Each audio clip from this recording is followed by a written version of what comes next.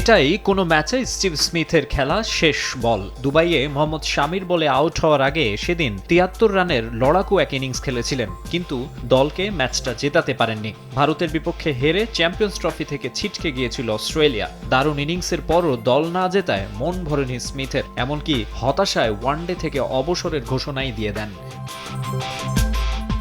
এরপর থেকে ৩ মাস প্রতিযোগিতামূলক খেলার বাইরে স্মিথ। আন্তর্জাতিক ম্যাচ তো দূরে থাক, কোনো ফ্র্যাঞ্চাইজি লিগেও অংশ নেননি। যুক্তরাষ্ট্রের নিউ ইয়র্কে ঘরের মধ্যে শ্যাডো করা ছাড়া ব্যাটই ধরেননি। তবে একেবারে বসে থাকেননি, ব্রেকটা কাজে লাগিয়েছেন ফিটনেসের উন্নতিতে। পার্সোনাল ট্রেনার নিয়োগ দিয়ে হিপ মোবিলিটি আর স্লিপ ক্যাচিং এর জন্য নিজেকে আরও পরিণত করে তুলেছেন।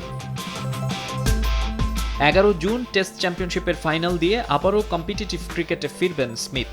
বিগ ম্যাচের জন্য দীর্ঘদিন পর অনুশীলনে এই ব্যাটার। চ্যাম্পিয়ন্স ট্রফিতে মোহাম্মদ শামির ফুল টস মিস করার পর অনেকদিন প্র্যাকটিসই করিনি। ভাগ্য ভালো যে তারপরও সব ঠিকঠাক যাচ্ছে, মনে হচ্ছে আমি প্রস্তুত।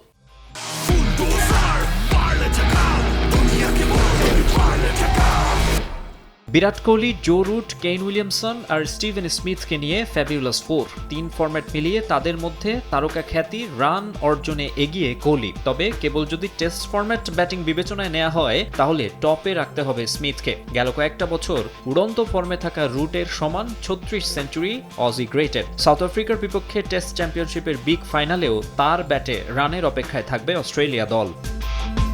ইংল্যান্ডের মাটিতে স্মাজের রেকর্ডও দারুণ। টেস্ট চ্যাম্পিয়নশিপের লাস্ট সাইকেলের ফাইনালে সে দেশে ভারতের বিপক্ষে সেঞ্চুরি হাঁকিয়েছিলেন। শিরোপা জয়ে বড় অবদান ছিল তার। এবারের ফাইনালের ভেন্যু লর্ডসে তার ব্যাটিং গড় ৫৮-র ওপরে, তাই বেশ আত্মবিশ্বাসী তিনি। সিডনির বাইরে এটাই আমার প্রিয় গ্রাউন্ড। ইতিহাস কিংবা উইকেট সবকিছু বিবেচনায় কয়েকটা বল খেললেই এখানে নিজেকে মানিয়ে নিতে পারি। এক প্রান্তে একটু উঁচু, আরেক প্রান্তে নিচু, তবে দুই পাশেই বল দ্রুত আসে।